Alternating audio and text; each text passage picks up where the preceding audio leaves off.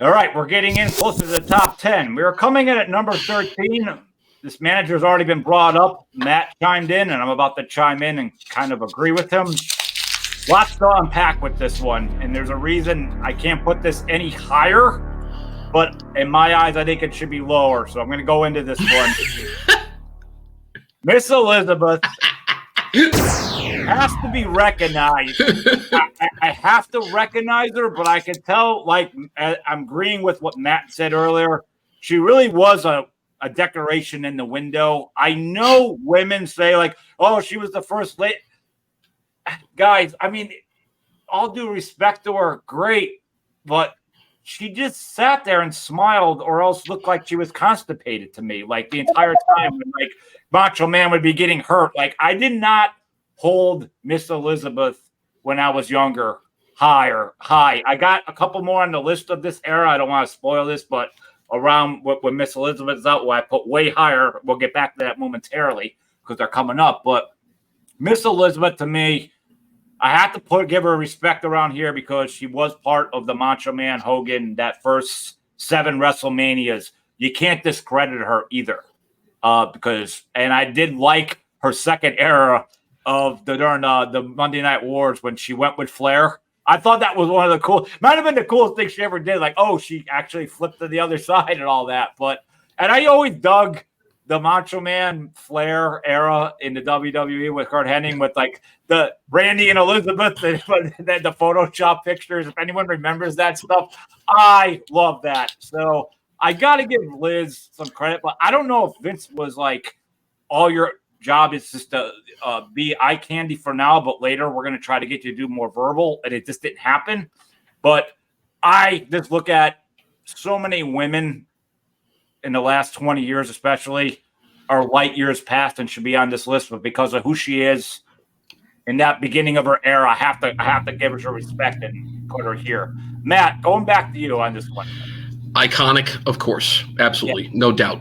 But you got to admit, when she first came into the whole situation for the first, I don't know, maybe 6 months to a year, this was the perfect atypical dysfunctional relationship between she and Randy Savage. Every time she spoke up, he'd be like, "Shut up, Elizabeth." He'd shut her up.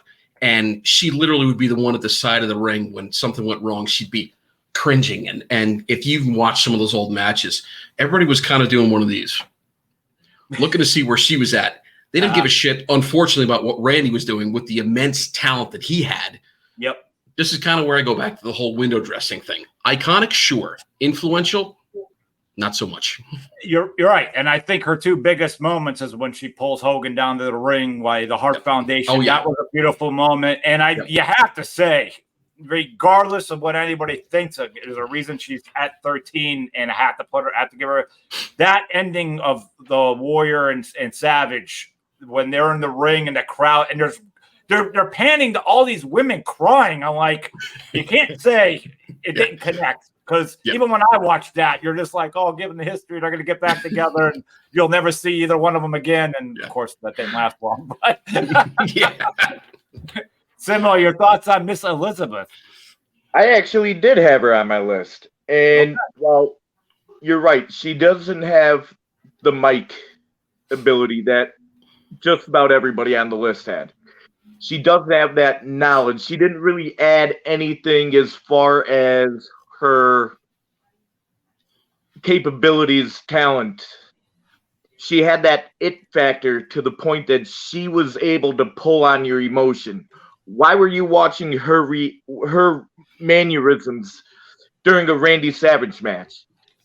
Because that was just the match highlighted Elizabeth's emotions. And yes, 99% of the time that would not be what you want in a manager. However, at that point in time, pulling Hogan down, oh my God, for everything that Savage did, she's getting Hogan to help out, and then the walk away and just the breakup the whole time. You're emotionally invested in that more than anything we've had talked about before. It was groundbreaking, that emotion at the end. Yeah. Huge. And that emotional investment put her in my top 10.